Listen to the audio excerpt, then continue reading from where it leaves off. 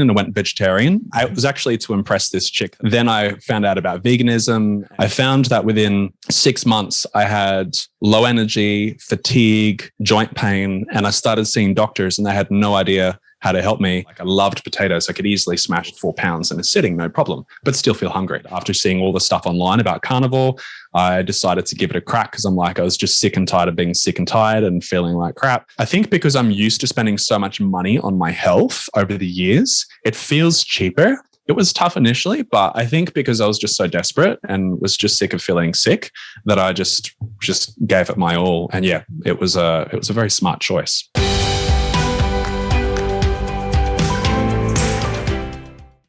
Okay, so we've got Rory from, I assume Australia, but I'm not sure. Tell me, where are you located? Hey, man. I am from Brisbane in Australia. Okay, very good. So nice. East Coast. And so you have, I see you've got an Instagram account called Rory's Kitchen. I don't know, were you always a kitchen guy, or is this a new thing? I guess you've been cataloging your journey using carnivore diet to heal some gut-related illnesses. That's pretty much what I've seen. Is that fair to say? Yeah, definitely. I did start a food blog in 2011. So I've been doing food blogging on and off since then. Okay. But I stopped after a period, like it was mainly plant-based blogging. Right. And I stopped after a period, went to a different career change, and then, basically just got fed up with my health and documented it, the carnivore thing. So, yeah. I see. Yeah, I guess it would be tough to be like doing this food-based thing when your guts are all messed up because, it's like I don't want to eat because it's problematic. So let me just, so you were born and raised Australia your whole life, basically. Is that correct? Pretty much, yeah. I lived in Australia most of my life, except I spent 6 years in Indonesia when I was a kid as well. So between the ages of about 7 till 13, I think it was, we spent a bit of time there. So, yeah. Yeah, Indonesia, correct me if I'm wrong, they're the third or fourth most populous country in the world. Most people don't realize how many people are there. It's a huge amount of people in Indonesia, and obviously not too far from Australia. So you said you were doing a kind of more of a plant-based focus for years. How did you get down that path? Was this something to do? Was it a healthy? Was it a desire to improve your health back then, or was it just the latest thing to try? Yeah, it was a desire to improve my health. I've had health issues basically my whole life, from 4, was diagnosed as an asthmatic, had grommets, had my adenoids taken out, tonsils taken out, I think, adenoids. So like from that point, I've had a lot of health issues over the years, mainly asthma, gut-related stuff, food intolerances, and then acne as I became a teenager. And then as an adult, I was about 19 years old or 18, 19, and I went vegetarian. It was actually to impress this chick that I met on MySpace, but then I was like, hey, this sounds pretty good. And I kept going. And then I found out about veganism, and it aligned with my values at the time. And, I think everyone that goes into it has good intentions, but I found that within 6 months, I had low energy, fatigue, joint pain, and I started seeing doctors and they had no idea how to help me. Yeah. And I started slowly including animal products, but that didn't even really help either. Like, it helped a little bit having meat, but I still was on a whole foods diet, but I still had low energy, fatigue, candida, all sorts, what's it called? I think they were, low fatigue, joint pain, candida, and like a few other kind of things that were really bothering me. Brain fog was a huge thing, but the main thing was the low energy and the joint pain. And that kind of progressively got worse. Like, I tried a whole bunch of things. Like, I tried vegan, like plant-based was the predominant thing that I'd try. So I'd go vegan, and then I'd feel low energy again, even worse. So then I'd start including meats, and then I would go back again, and then I'd do juice cleansing and raw food and the high carb raw vegan thing. So I tried a lot of things because I'd get results in a short period of time, but then long-term, nothing would ever work. And then, one day, last year, I basically decided, after seeing all the stuff online about carnivore, I decided to give it a crack because I was just sick and tired of being sick and tired and feeling like crap. And the conditions got worse and worse. And I felt like I couldn't eat basically anything without having a reaction, with my skin breaking out, joint pain. Like, I would eat a bowl of rice and I'd immediately be inflamed and have joint pain when you're told rice is healthy. So I found the only things I could really eat was basically like meat. And yeah, it made sense to just go into carnivore. And the plan was to eventually move into the GAPS diet because, I'd heard that that's a really strong gut healing diet, but carnivore is where it began. And it's been, the best thing I've ever done for my health in the 13 years of seeking. Wow. Yeah. I mean, it's interesting because, some of the symptoms you had, kind of the non-specific gut issues, and you're right. A lot of physicians are just kind of clueless. I mean, they're not very particularly helpful. It's like, eat a little more fiber, try not to stress yourself too much. I mean, it's kind of, almost non-helpful. So I don't blame you for trying, whatever. And I don't blame anybody for trying veganism. And if it works for them, great, but we should all be free to choose and see what works for us. And so it's always nice to see, and I've seen many, believe me, I've seen thousands now. People have tried both, and they often feel better by including more meat in the diet and sometimes even going carnivore. So when was it you said, okay, I'm just going to do this full carnivore thing? It was about 3 months ago, something like that, somewhere in that neighborhood? I decided to start phasing into it August last year. Okay. So what's it, March now? Yeah. So August, I started phasing into it. I think the thing that really pushed me over the edge was Michaela Peterson and hearing her stories, because I'm like, well, if someone with far worse conditions and symptoms can, reverse it or feel better, then me with not as bad stuff can clearly get something out of it. So I started slowly removing things and seeing how my body responded. And it was basically, I got myself down to having sweet potato, meat, avocado, a bit of dark chocolate, and I think blueberries, and like that was pretty much it, sauerkraut. But then, and I felt really good. Like that was the best I'd felt in a little while. And when I went to the gym, it was like incredible. But then I was still reacting when I would eat stuff. I'm like, man, so I just cut it all out. And then I did it for 24 hours first, just to test, see what happened. Felt the best I'd felt in a long time. And then November 16th or so, that's when I started to do it, and I started posting it on social media as well. Just like, hey, here's day one. Like, let's see if it works. It's fair. I mean, it's fair. See what happens. Either it's going to help you or not. And the downside, in my view, is, hey, you ate a bunch of meat for a couple months. I mean, I guess there's some people who think, well, you could drop dead of a heart attack immediately or something like that. But I don't think I've ever seen anybody do that. I don't know why, a carnivore diet helps so many people. I mean, I certainly have speculations. I can think about a lot of mechanisms why it's maybe helpful, but why is it you're in a situation where you need to do that? Well, there's a lot of people in the world that don't need to be on a carnivore diet, and they seem to be in pretty good health relatively. I mean, I think that's a fair observation. And I don't know if whatever the diet that we have, the modern diet, which is, a lot of it is, food we probably shouldn't be eating, is destroying our gut in some way to a point where we don't even tolerate simple things like blueberries. I mean, you think, oh, well, blueberries been around for, probably millions of years. I mean, I'm sure they've been around millions of years, and presumably humans and hominids and hominins have eaten them over time. And why would they, be so problematic for somebody? I think you got to get to a certain state. But so when you decided, you're going to do this, were you, hopefully optimistic, skeptical? What was going through your mind when you said, hey, I'm going to do this crazy all meat thing? I mean, that's still, even in 2023,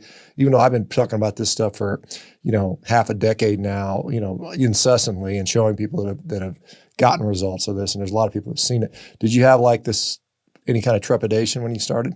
To be honest, not really. I tried extreme things like I mentioned, doing the 80-10-10 high carb raw vegan stuff. And, I've just always been willing to give things a crack. I think initially the idea of only eating meat was a tricky one because, you're so used to I was so used to all these comfort foods and all these different things that I love. Like I loved potatoes. I could easily smash 2 kilos or 4 pounds in a sitting, no problem, but still feel hungry.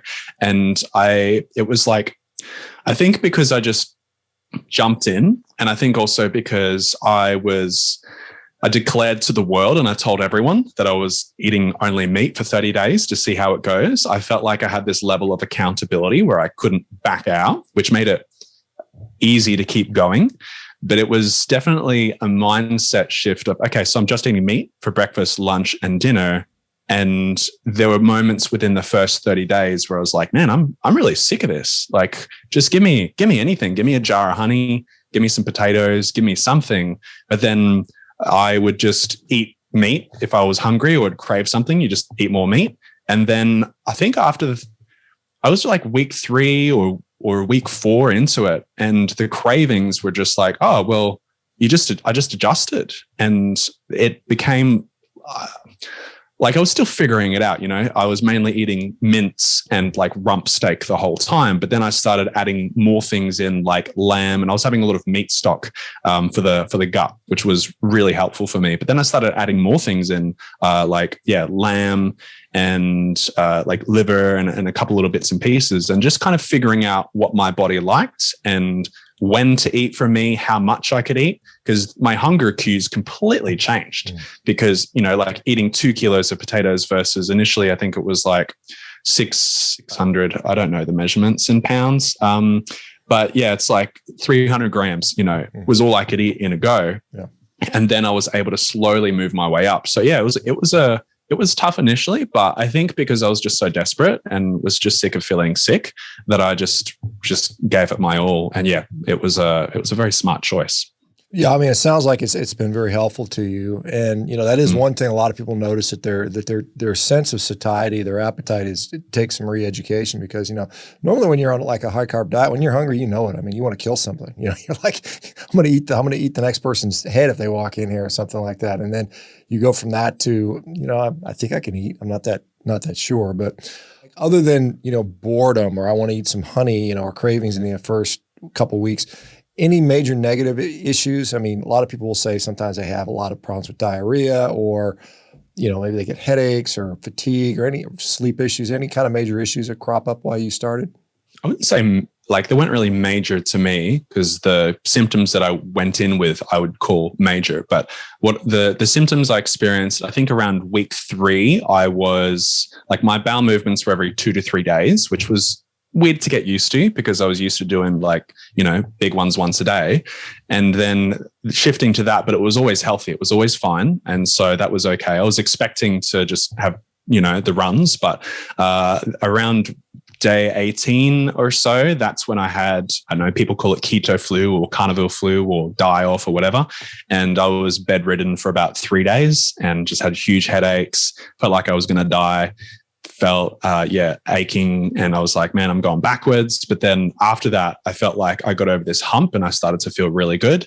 I also, after that period, I think I just went and it just cleared out my gut. Anything that was in there, that was whatever, it just cleared me right out, and there was nothing else left. So it's like I had 2 runny movements in that whole 30 days. So it's like my energy was up and down as well, very up and down, partially because I was getting very little sleep, because I was making these very long to edit videos outside of work during that period.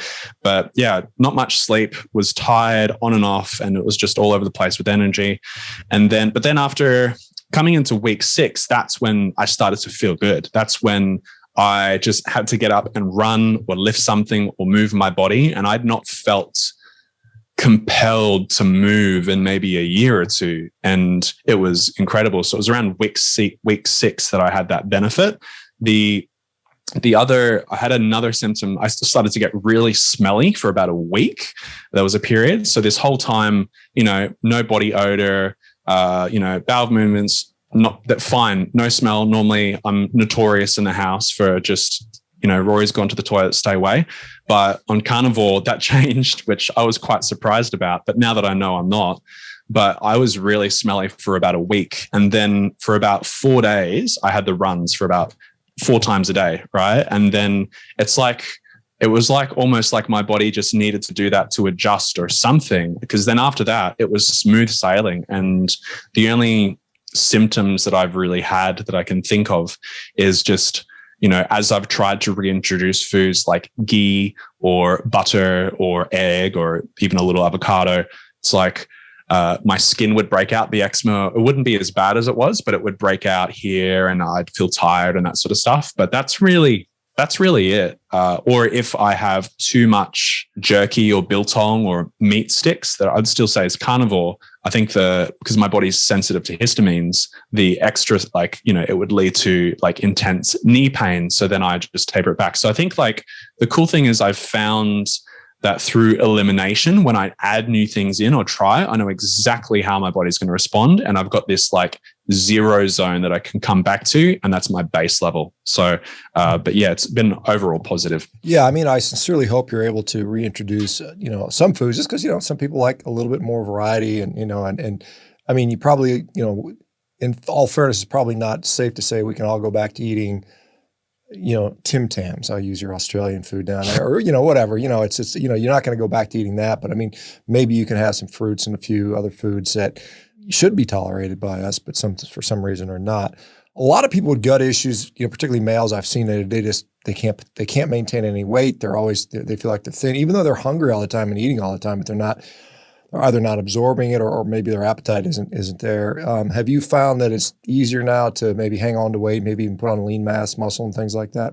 Good question. I've always been a thin dude, relatively, even more so when I was plant-based. But I felt like in the first 3-4 weeks, I lost about 8 pounds partially because I felt sick, and then I just didn't feel like eating, and I didn't really know my quantities. And, I think I probably dropped a lot of fat as well and water weight. But then once I started introducing electrolytes and having more fat, and I think my body adjusted, I brought all the weight back on. So I'm still at the normal range of weight, which is around 70 kilos, 140 I don't know pounds, like 154. 150. Okay, that's good. Kilos, yeah. Good with numbers.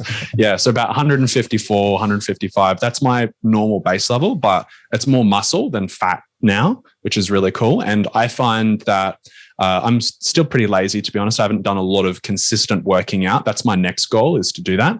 But I found that when I was doing more working out during this period, it was way easier to build muscle than even when I was doing weightlifting when I was vegan. So I was about 7 kilos more than I am now, or 16 pounds more than I am now. I was doing CrossFit and stuff like that as a vegan, but I still didn't feel good inside. So it doesn't really matter anyway. But now it's like I do less and I gain more. So it's definitely helped me with more weight. And I know that once I start doing weights and stuff again, that it'll probably very easily pack on. A lot of the people that may watch this, some including some vegans that might watch this, will say, well, clearly he just wasn't doing veganism correctly. He was doing juice cleanses, it's like, and they point to guys like Tim Sheaf and some of these other guys, and well, he was drinking his urine and they don't know what they're doing. And I mean, was there a period of time where you were like, I'm going to do the whatever Dr. Grieger daily dozen or whatever, the whole food, very careful. I mean, were you careful about it? Or were you just like eating a bunch of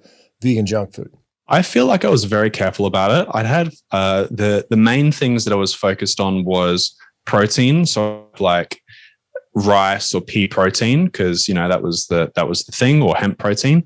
And sometimes fermented pea protein. I'd have a lot of omega-3s through the seed, like the flaxseed oils, etc. I'd make sure that my B12 iron was really good, like those main vegan macros, and then the bulk of it was carbs or fats like peanut butter. So lots of oats, rice, gluten-free pasta, lots of potatoes, lots of fats, and the only junk food that I would have, because I'm not really into it, would be maybe corn chips here and there, or like hot chips. That's kind of pretty much it. Everything else I would say would be very clean. So I feel like in terms of what you see people say is healthy on veganism, I was doing that. And I would even have, like superfood supplements that you're supposed to have on the thing, but it didn't really seem to make a difference. And I actually saw a really great post the other week of like a lot of celebrities who have millions of dollars to spend on their health, on veganism, who have all the resources, all the best chefs, but they've gone back to eating meat as well. So I don't think it's really a matter of like, I didn't do all the right things, because even the people that have done all the right things have kind of like, things have changed for them. I mean, we're all different, right? Some people seem to thrive, but I don't know. It's just made me question a lot of things since getting into this. Yeah, because there clearly are some people that have done it for long periods of time and appear to be in good shape. I haven't seen a lot of them, but I've seen a few, and they're usually pointed out. They usually hear this one guy online. Here's this vegan bodybuilder, and for every one of those, there's 1,000 others that maybe aren't doing so well, and you just wonder how many people actually can do it. How many people can legitimately out of 1,000 people, how many could actually sustainably and healthily maintain a vegan diet? I don't know the number. Maybe it's half, maybe it's 10 people. Who knows? You said you've always had health issues, and you said maybe you saw an improvement.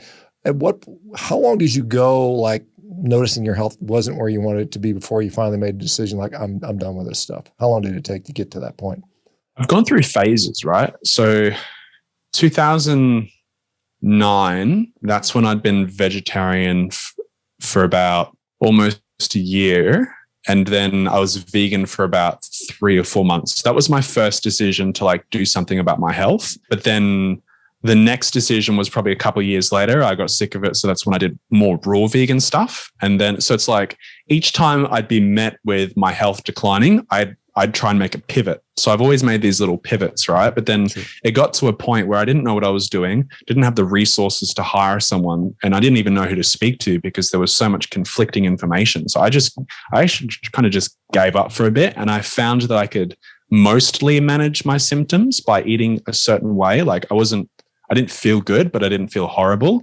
But I think that it was really last year, like I was throwing up on my birthday. Just turned 33 last year, and I was throwing up and I just felt horrible. And I'm like, man, like I shouldn't feel like this at 33. So, I think getting really sick and feeling really unwell last year, that was the real catalyst. And I'd tried to change things before, but I just think I was trying the wrong things for me and where I was at, because I've had an extremely inflamed gut for a long time. So I think that removing the things that were triggering my body, having the meat stocks and the broths and just doing these things, I think this was the first time I made a really smart decision in terms of what was going to work for my body. Yeah. I mean, if you contrast, because on a vegan diet, it seems like it can be very complicated or complex. You're going to add this and that and balance this, and you're trying to get it right. Whereas this diet is just like, I've almost eliminated everything. It's so stupid simple. Here I'm going to eat some mince, maybe some salt, maybe some broth with it. And that's it. And that's as complicated as it can be for many people. Some people it's even less complicated. All they eat is ground beef every day and that's it. So, there's always like, well, what else can I add? What supplement can I take? And you end up, and it ends up being quite expensive over a period of time. You think about it, how much time do you spend on food now compared to before? I mean, you said you're a food blogger. I mean, it can't be too exciting to blog about, here's another bowl of mince cooked in beef stock. I mean, it's like, okay, that's boring, dude. Who cares? But I mean, just from a mental effort side, like contrast, veganism, planning for meals, shopping for meals, thinking about food, being hungry, not being hungry versus now. I mean, is there a significant contrast? I think so. It seems like. Oh, huge. I wake up, it's like, what am I going to eat today? Oh, red meat. Great. All right. What have I got in the fridge? All right. I've got lamb. I've got beef. This week I've got chicken. It's just like meat, breakfast, lunch, and dinner. And the only supplement I guess I have is, the electrolytes, which I found have been helpful, but I don't have to think about it, like it's easy. I don't have to think about seasoning or making it taste a certain way because I'm just using salt as seasoning. So, and people think that's really bland and boring, but it's really good. I still wake up and just like I haven't had brekkie yet. I'm just craving red meat for breakfast, like steak. It's like it's become so easy. I still cook for my family. I have a son he's mostly on the full GAPS diet at the moment, the gut and psychology syndrome diet, because he's got some gut stuff and that's really helped him. But I cook semi-fancy things for me, but then it's easy because I just cook simple for me, one and done, it's saved a lot of mental time and effort. And I don't spend money on expensive supplements or things like that because I find that I'm currently getting everything that I need. We recently in the house, we had like a chest infection as a family. We all shared it around like a chest thing. I think it was going around at school, but I recovered in the same amount of time, if not sooner, and I didn't spend any money on supplements. Whereas, I bought it for the family, but for me, I didn't have to spend any. Right? It's like so that was like $150 that I would normally spend for all of us, but I did not spend any extra dollars. So, and I would probably get sick maybe almost once a month or once every 2 months previously, or I'd have to spend money on some sort of supplement or anti-candida thing. So I've probably saved a couple $100 in that, or I've just shifted it over because I mostly eat grass-fed, mostly organic, not all the time, but that's just kind of what I prefer. Mm-hmm. And it's just switched over cost-wise, so I can put it more into stuff that's actually working now. Yeah, I mean, I've yet to come to Australia. Hopefully, one day. I lived in New Zealand for a number of years, many years. When I played rugby down there, but I keep hearing all the Australians bragging about how good their meat is. Now, I've had it imported, but I haven't had it at the source. And so, how difficult is it to manage this diet in Australia? I mean, Australia is one of the great, I think they're proud of their farming and their beef and lamb production. But I mean, is it unreasonably expensive as an Australian? I mean, do you find that it's a wash in the end when you're not buying supplements and organic fruits and vegetables, which often end up in the trash can? How does it work out for you financially? Yeah, well, it's true. The crisper in the bottom of the fridge, I don't waste money on vegetables anymore, which is great.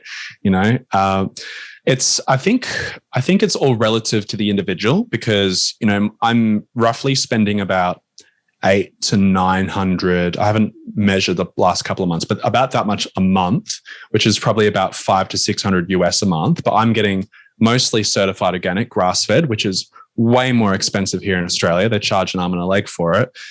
Normal conventional is a lot cheaper, but I think meat is cheaper in the US as well. I've seen people, get like a pound of or like 2 pounds of grass-fed beef for like a couple of bucks, like $7 or something. But to get I don't know. I can't really remember, but it seems almost half the price in some ways compared to Australia. But I think because I'm used to spending so much money on my health over the years, it feels cheaper and it feels really relative for me.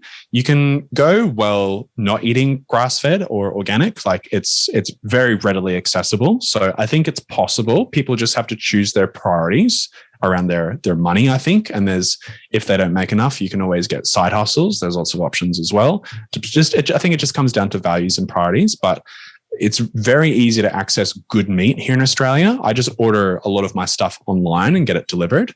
Or there's some local butchers or supermarkets that they've got like regenerative meat in some, conventional supermarkets now, which is amazing. So I think there's a lot of demand, more and more so and there's a lot of delivery services. So I'd say it's very easy. I think it just comes down to, I've found that people have different values when it comes to eating meat. Like some people don't really care so much about organic or grass-fed. They just feel better eating meat, whereas some people are more picky about having organic grass-fed. So I think it just comes down to personal choice, what's possible, but it's very easy to do here. And there's a growing Aussie carnivore animal-based community, which is really cool. Like it just seems to be picking up a bit of steam at the moment. Yeah, good for you. And hopefully you'll be able to persist with that. Because as you probably are aware, there are people that are trying to get us all to cut back on eating meat to save the planet, because the cow farts are boiling the ocean or something along those lines. And, when you look at the actual data on that, it has an effect, but it's not the thing that's going to change. And I look at, I know like in the United States, somewhere between 4 and 10% of our greenhouse gas emissions come from our healthcare sector. Obese people produce an additional 20% compared to non-obese people. So you've got all these ways just by getting healthier that you actually end up saving, if you want to look at the big picture and look at a holistic view. But prior to, I know you got, I think it's called Rory's Kitchen on Instagram. Prior to doing Carnivore, had you had a pretty lengthy, extensive social media presence? And then if so, when you made that shift, what was the response? Was it, you're going to die, or maybe still some plant-based followers saying, how dare you? How did that go? The comments are the best bit. Hey, I know you probably get a lot of fun ones as well. Sure. It's a good indication of where people are at. And I find it very interesting, but I stopped food blogging in 2015. And that was partially because I was told that I couldn't really make a living out of it. And I believed the guys. So I went into my skill set, which was social media. So I've been doing social media for other brands and digital marketing and just like VA type stuff for freelancing for from 2015, 16 until like last year, this year. So that was kind of what I was doing, was stuff for other people, but I'd always try starting up a YouTube channel around one random niche. And then I tried one around rollerblading, and like I had a little bit of success with, I guess, like learning how to tell stories on social media. And then I made some videos go very viral for some clients that I had. And I thought, why don't I just try this for myself? Like, if it worked for them and it's my personality that made it work, then why don't I just like try it for me? And I I made a video about marshmallows just to see, it took me like 10 hours to edit a 60-second video, and I put a lot of love and effort into it. And it did way better than I thought. I was like, well, what if I try this again, but maybe I really want to do the carnivore thing. Maybe I document it and do this. And we all want stuff to go viral. Like that's what, everyone that's doing social media, I want to get lots of followers, go viral, whatever. But I didn't expect the growth that I had to happen so quickly. It was quite shocking and it was very exciting, but I had more positive feedback than I thought I would. I would compare comment sections to some others, and it's like there was overwhelming positivity. And I think in part because I was sharing like this really neutral perspective of like, let's see if it works or not. Like I'm giving it a crack. Here are all my conditions. Here are all the things that I've tried. Here's my journey. And, of course, there are people that are like, you're eating yourself to death. You're going to be dead in a year. This is bad. Like you get all those sorts of things. But I think just like the community that I've met through this has just been so positive, and it's just incredibly supportive people. And I think a lot of people, and then as I started doing research, I realized how many people are probably in the same position as me that are curious. And it's almost like an invisible illness, right? You go to the doctors, they say there's nothing wrong with you, but you feel horrible. And I realized that there are so many other people that probably felt they're like it. So yeah, the support was overwhelmingly positive, and it just kind of took off a lot quicker than anticipated. But it's been a very incredible journey. That's for sure. Yeah. Yeah, well, good for you. And I think, and I'll say this with all sincerity, and usually I do this in the morning, so we have a bigger group here, but I'm sure the people that are, so you got a couple fellow Aussies in the chat here, but I mean, most people, we're just here to get healthy. We don't really care. It's not an ideology. It's not, whereas you contrast to maybe a veganism where a lot of people are in there for ideologic purposes, save the animals, whatever. And, they'll tell me it's not about health. If they're not healthy, they'll say, well, it's not about health. It's about saving animals. And I kind of say, well, you're kind of still killing a bunch of animals anyway. But anyway, they don't want to hear that. But it's just, and like I said, I was watching your video, and you try to include avocado, didn't work out so well. You managed to sneak in some sauerkraut juice, which to me doesn't sound very good. But if you like it and it works for it, good for you. that's awesome that you're finding stuff. Maybe as a little sour sauce to cook the beef. And there were some comments, and this is one that'll probably a lot of people will give you a hard time about, but you prefer, or you often eat your meat more on the well done side, which is interesting, because there's a lot of people that are raw meat aficionados, and they tell me I'm an idiot because I don't eat all my meat raw. And I'm like, look, we've been cooking meat as humans for a long, long time, and I think we're well adapted to it. But there'll be people that say, well, if you cook your meat to well done, you're losing all the nutrients and you're going to get some nutrient deficiency. But apparently, at least over a period of 6 months, that hasn't occurred to you. Is that fair to say? I think it's very fair to say, almost 4 months in a couple of days, 4-month anniversary. I'm starting to be okay with more medium well, but I think I've just always eaten well done. Because I was a really fussy kid growing up, and well done was only what I ate. So I think I'm just used to that. But when you're doing the GAPS protocol, or the no plant GAPS, or the carnivore version of GAPS, you're eating a lot of boiled meat that's boiled so you can get the meat stock. And so that meat is very well done. Some people say overcooked, right? But I find it easier to digest stuff. And I prefer the taste. I'm still figuring out the blood thing, because, I think I've just got this, having spent several years being plant-based, it's still, the blood thing sometimes I'm like, oh, yeah, I don't know. I just prefer the taste. I prefer the feel. And I'm getting my blood tests done. I got before and after the 30 days, and I'm getting a day 120, something like that done. So it'll be interesting to compare the few.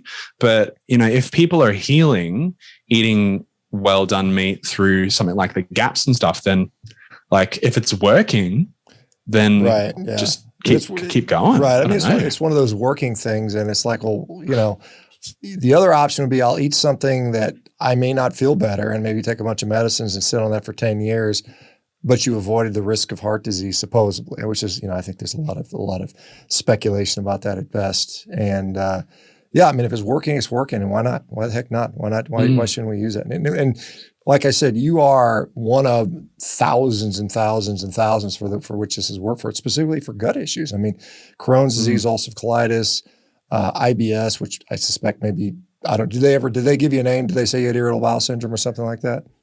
I was told by one doctor that I had irritable bowel. Another person said IBD, so inflammatory bowel disease. Another person said leaky gut. And I feel like it all fits into the same kind of thing, really, at the end of the day.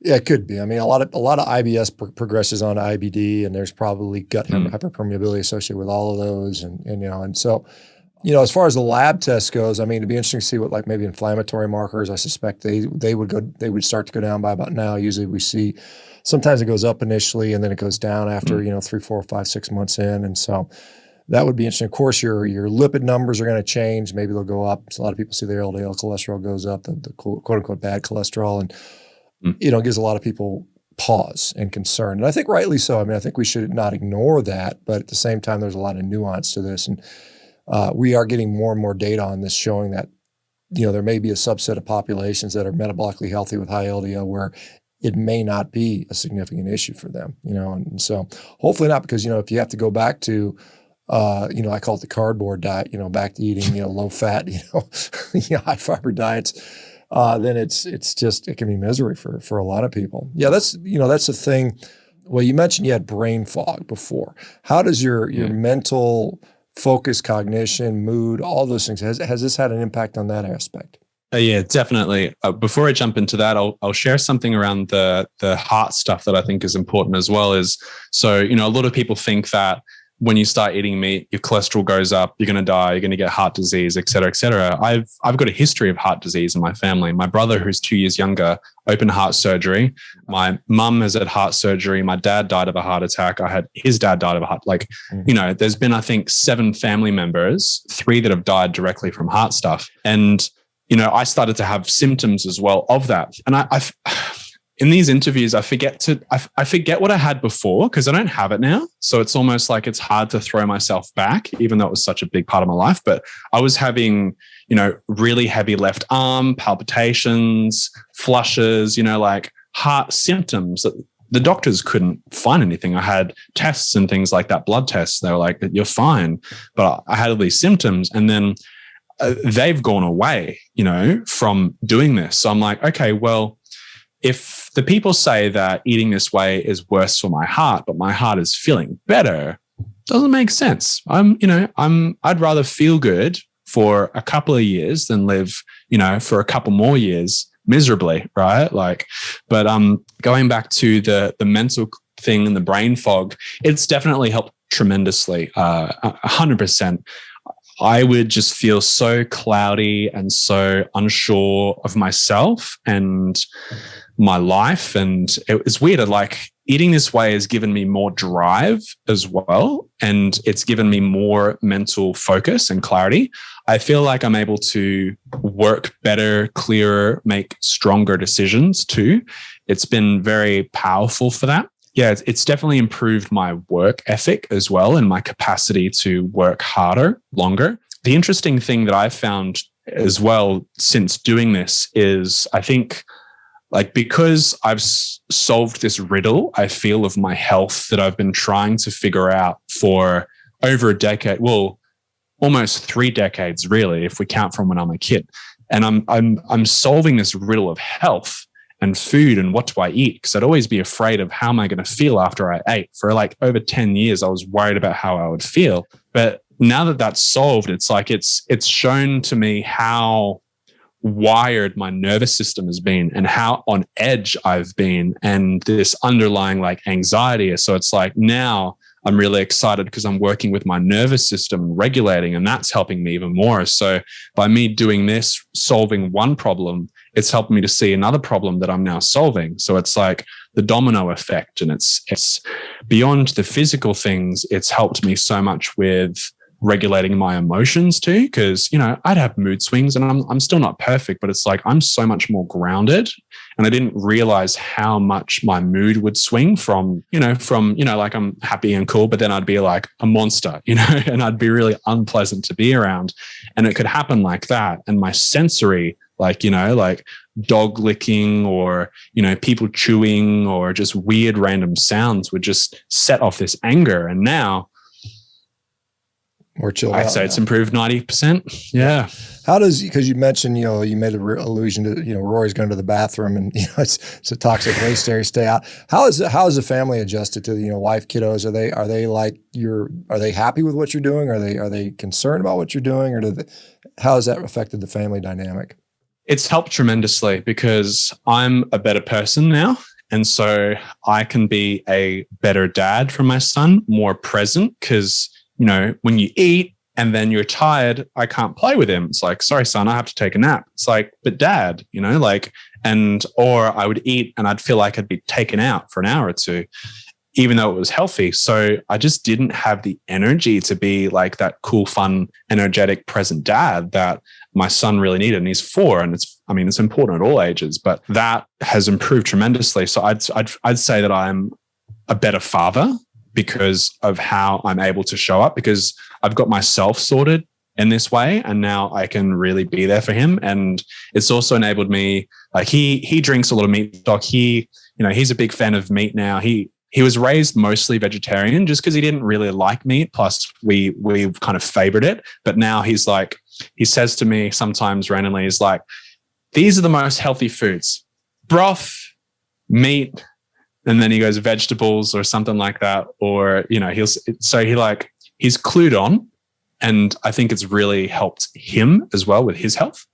But I've become a better human and better family member, hands down. Yeah, it's been awesome. That's super important for sure. And I think a lot of people underestimate the importance of how much health impacts not only our own lives, but those immediately around us. And particularly when you're influencing little kids, our children, and it's good because he'll go to school and they'll tell him that meat's the worst thing on the planet. And you got to have them, you got to kind of like bring them home from school. Let me unbrainwash you today, kiddo. And, my kids are saying they eat tons of steak. They're in no danger of, succumbing to some of this stuff, I think, or at least I hope not. Anyway, you've used obviously diet, and it has an impact. And I think diet is hugely influential on our health and in all aspects of our health, but particularly our gut health. What other things have you focused on? Like, have you worried? Are you messed with sleeping, sleep optimization, exercise, sunlight exposure, any other sort of things you like to do to sort of help?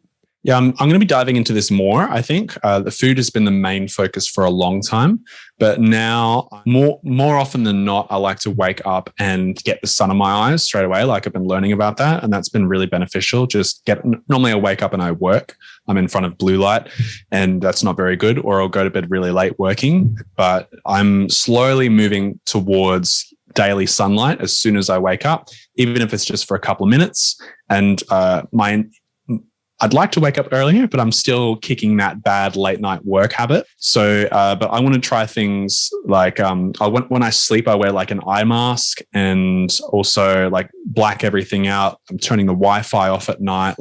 It's slow little tweaks that I'm starting to include. And I think that this is where I really want to put a lot more of my attention now, is in these other things. Like, I'm doing a nervous system regulation kind of process at the moment, just learning about that, which I think is the main thing I'm focusing on for the next, probably month. But yeah, slowly, little bit by little bit. And I'm really excited because now it's just stacking, I'm not in this desperate, like, I have to do this thing because I'm in desperation. It's like, let's just like stack the cool things now and just have a bit of fun with it. So yeah, I'm going to get really into it. We're probably going to get like an ice bath, maybe a sauna at some stage as well. And, that looks really fun. So yeah, it's definitely adding things in. I'm really fascinated by that guy who spends $2 million a year on his health. I think Brian Johnson or something. And he's vegan as well though, right? Yeah.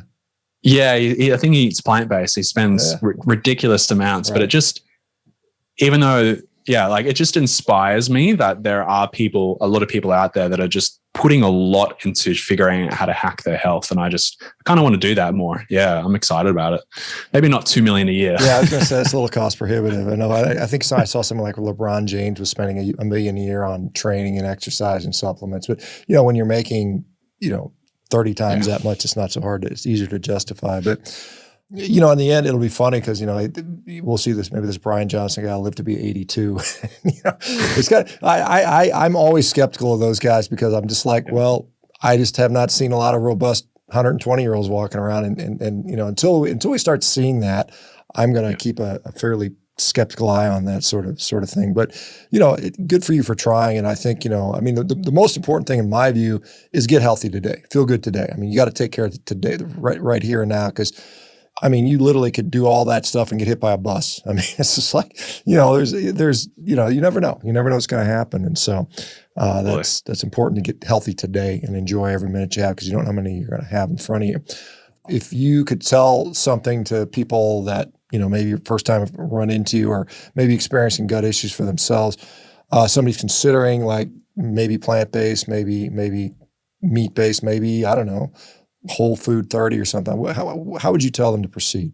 The only thing I can really speak from is my experience, right? Like I can tell people all sorts of things, but firstly, I'm not qualified. Like I don't know enough about other people to know their story. And it seems that other things work for other people. But for me, the carnivore or in particular, like carnivore gaps, no plants gaps, I'd say that seems to be a very powerful way to get started, or at least if anything, if you're only to do one thing, right? Like assuming people have already cut out junk food and that's not working, assuming they've already cut out grains or dairy, I'd say like adding in like really good meat stocks, like really good gelatinous lamb or chicken or beef meat stocks cooked for like 3 hours, like meat on the bone. That stuff is just, I notice if I'm not on it, like I don't feel as good, even though I'm doing carnivore, like I don't feel as good unless I'm on that stuff. And that stuff is just like, so I'd say that doing that would be one of the most beneficial things from my experience. But I think just 1% better every day. That's my goal, is 1% better. Or if you don't feel 1% better one day, you've always got the next day to try, but always just try tweaking. But yeah, if you're going to do it, just have an intention, like give yourself time, on the GAPS protocol, as Tasha Campbell McBride says, she says to give yourself 2 years. And so that's what I've been thinking is like 2 years. Of course, I did day 30 of, like 30 days of the carnivore initially, just because 30 days seems more doable. Mm-hmm. But really it was the 6 weeks when I felt good. But really that was a bonus because I wasn't expecting to feel good for 1 to 2 years. So I'm thinking 1 to 2 years, that's when I'll start feeling good. So I had that bonus. So I think that lowering the expectations and just adding some good old meat stocks in, I think would do no harm. That's where I'd start, that good combo. And my goal is to slowly, and like I'm slowly testing, introducing foods and see how we go. Cause like I don't want to do this forever. It'll still be the basis of my diet, I think, because it's just so incredible. Yeah. But slowly but surely, step by step. Yeah, and it's nice to have a kind of I often consider like a reset button. You can always go back to a relatively strict carnivore diet for a month or two, and it seems to be very, very helpful for many people. There is a question that somebody put about you have a nervous system program you're working on. Do you know what he's talking about, or do you have any idea what that's about? Yeah. So I was mentioning that I think I've got it up here. It's I started doing like a 21-day nervous system reset, and I'm on today's day 4, and it basically is all about retraining your nervous system to not perceive things as threats, because it's very easy to become dysregulated. I would find that if my nervous system was dysregulated, then I'd like even my digestion wouldn't be as great. Even I would eat something nice on carnivore that I would normally not react to. But if I'm in this stressed fight or flight or freeze state, that I would feel tired afterwards. So I'm working on that. I don't know her full name, but it's like her name's Dr. Amy. Dr. Amy something, Trauma Healing Accelerated, I think is what she does. But that's what I'm doing. And day 4 so far, so early days. But for my friend, it's been incredibly helpful with her because she's had a lot of health problems, and this has kind of helped with that. So that's what I'm doing with the nervous system stuff, and it's like it's getting a bit more popularity on social media. I'm seeing it pop up a bit, which is cool. And prior to that, didn't hear much, but that's what I was that's what I'm doing. Yeah, it'd be interesting to see, as far as your reintroductions, I kind of looked through some of your recent posts and I saw, you tried avocado and sauerkraut and a few other things. How do you determine where, I think you successfully incorporated duck fat back into the mix. How do you determine where you're going to go? Is it just based on what I'd like to do, or is there some sort of method to what you try to introduce or reintroduce rather? Good question. It's a combination of both. I mean, I'm following the GAPS book, the Gut and Psychology, or Gut and specifically now the Gut and Physiology Syndrome book. It's kind of like, I'm not doing it perfectly. It's kind of like I'm picking the lazy bits from Carnivore and the lazy bits from that book. But it has, like, in the GAPS diet, you have 6 phases of the intro part. So the intro part, like you said, it's like a carnivore reset, right? You're resetting your body. You're on mostly meat stocks and meats. Some people, in my case, 0 plants at all, because some people just can't tolerate plants. Their body just reacts, especially if they're really unwell. And then you slowly introduce things as per the protocol. So I think you start initially with like a couple of drops of like yogurt, or a couple of drops of egg yolk, or a couple of drops of sauerkraut juice. Like, drops is what you're supposed to start with if you're really sensitive. And then as you progress through the stages, then you add more things. So then you try ghee, then you try, making your own yogurt or making your own sauerkraut juice. Eventually, some people can have eggs, or some people can have nuts, and then, fruit or honey. So it's like I'm following a protocol, but being a bit lazy about it, but still getting results. So I do intend to follow it a bit more closely. But yeah, that's what I'm following. And so I've got basically a roadmap in front of me, and I'm not doing it blindly. Like, I've got a practitioner that I can consult with if I need to, who's an expert in GAPS. So I've got help along the way. And when I'm trying new foods, like, I see some people, after they've done carnivore for a period, they then will just start eating normally again, or they'll start trying a bunch of foods. But how do you know what your body's reacting to? So I give myself, 24 hours, and I use a small amount. So I've tried butter now, which is absolutely delicious, but I literally had probably a quarter or even a sixth of a teaspoon, just to see how we go, and then wait 24 hours. So it's a slow, patient process, but it's worth it. And now I know what works. And then the next thing I try, I'll know that it's because it was that thing. Yeah, it's really fun. Yeah, it makes sense. And I tell people the same thing. It's reintroduce one single food ingredient at a time, do it a couple times over, small amounts, wait 2 or 3 days between and see how it goes. So anyway, well, fair enough. Well, Rory, thank you very much for sharing your journey, because I think it's important that because we're not going to get pharmaceutical companies advertising this for us. And the only way that people are going to know about it is people like yourself and the many others have been, good enough to do it, share it with other people, so other people will get inspired to at least try it. And, if you try it and it works, wonderful. If you try it and it don't work, try something else. I mean, I think that's fair enough. But I mean, I think there's something special here. And I'm like I said, my focus basically probably from henceforth is trying to get people aware of this so that they can at least, give it a shot and see. Any last minute words? Because I have to go do another thing, but anything else you'd like to share before we go? I think I've covered everything. I honestly think that I've covered everything. Yeah. No, I just think just 1% better is the best place to start, and just give it a crack.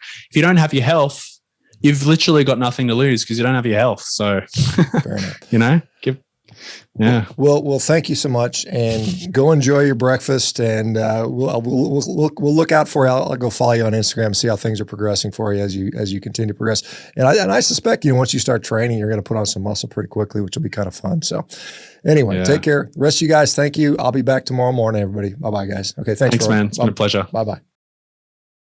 Hey folks, it's Dr. ShawnBaker here. If you guys are enjoying these success stories, well, you can become your own success story. You can do that by heading over to CarnivoreDiet. You can sign up for a free 30-day trial and get started today. We're looking forward to supporting you. Our community is wonderful, and we'd love to see your success.